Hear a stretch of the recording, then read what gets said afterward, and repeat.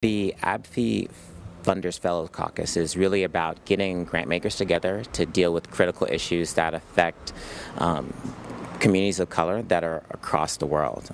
I am based in the United States of America, and I have a lot of colleagues that are over there, and I wanted to bring them to Bermuda so they can understand some of the issues as they affect Bermudians too. And how many of the issues from the U.S. transpire over to Bermuda? They are very, very transferable. Issues that affect, for example, black men and boys in the United States seem to be very similar to what are affecting black men and boys here in Bermuda.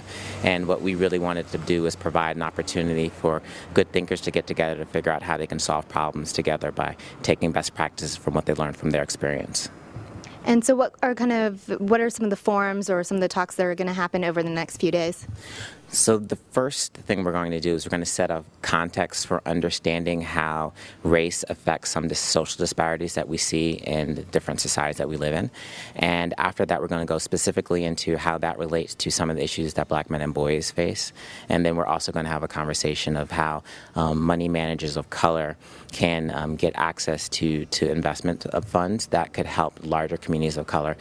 Because as those companies do well, hopefully they're spreading the revenue and the things that they gain to the communities in which they live. And when you were here last year, what kind of trends did you see? Well, last year we really had a very interesting time because as we had a dialogue, some people who represented Bermudian organizations in the government really were shocked at how similar the situation in the United States was to what they were doing. And I think they were really thought there was a great value in having this opportunity to speak with one another and come up with great ideas to come up with good solutions to the problems that they're facing. One of the first things that's really important is to really go into the community and have a dialogue with the leaders, with the youth, with everyone who's kind of involved in daily life in the community, and engaging them in a way that really brings what they know and what they experience a part of the solution. One of the things that doesn't work is really trying to come from the outside and provide solutions for those people who are in squalor and disadvantaged, but really engaging the whole community and finding solutions. And I definitely think that there is an opportunity to build institutions and organizations that come up from places where you might see some disadvantage and violence, and engaging folks who are in that struggle day to day into becoming the leaders that come up with the solutions themselves. How did you first become involved in this study here in Bermuda? I was asked by Mr. Convening I published a book in the United States called Black Men Left Behind that hit the front page of the New York Times. And he saw it and called me and and introduced me to the dialogue that's been going on in Bermuda about black men on the wall and the like. And he asked me to come and consider doing a similar study here. And so we've been working on that with your Department of Statistics to get the census data that was produced in order to put the conversation that you are having in Bermuda about black men on a more factual basis. And what are some of the things the study is going to cover? The study will look at the earnings of young black men between 16 and 30 years old to try to find out if they are paid at different rates than black women and white men and women. It'll look at their educational outcomes. It will see if they're rewarded for the same amount of education as others. And then we also are going to look at their educational attainment.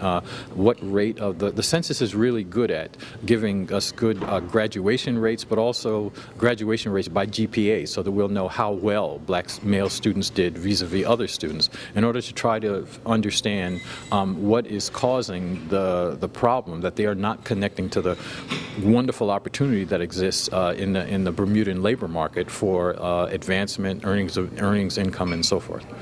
By doing the study, getting the facts right, understanding, for example, what are the graduation rates of boys who are raised in two-parent homes as opposed to the graduation rates of boys who are raised in single-parent homes. We can all speculate about that, but the study will give us the evidence we need to verify whether those speculations are correct. And then, what are the sorts of supports that we can give young boys in order to compensate for that? And then finally, how can we help boys in a language in which they can understand the roles that they are supposed to assume with respect to family and children, and turn the situation around. And I'm optimistic that we can do so.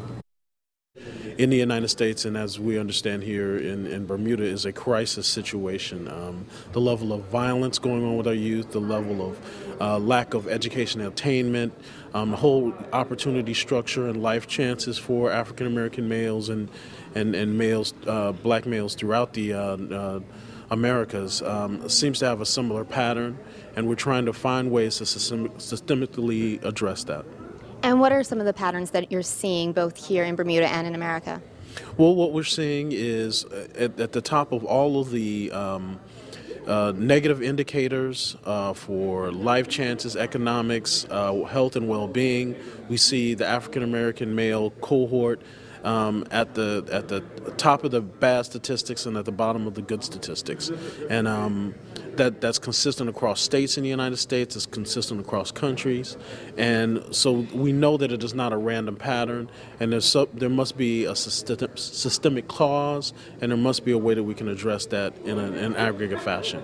And do you go into the communities that are affected by violence and poverty and things of this sort and talk to the actual people it's affecting? Well, certainly that's an approach of the institution that I work for, the Chicago Community Trust.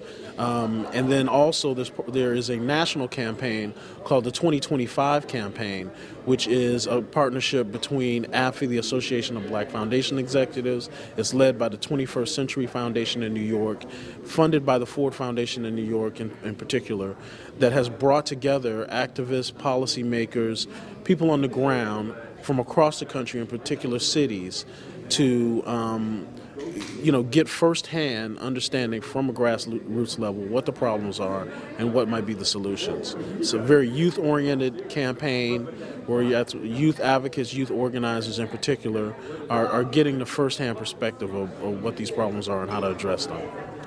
And in terms of talks, you're having the 4-day conference and whatnot, but what would you like to accomplish long-term in terms of action? Well, what we're trying to do is, at least among this group of philanthropic leaders, is establish a game plan, a common set of tools, a common language for taking this to our institutions and helping our own communities deal with this, and actually as a unit, as a collective, now also trying to look at national policy and a national framework for action.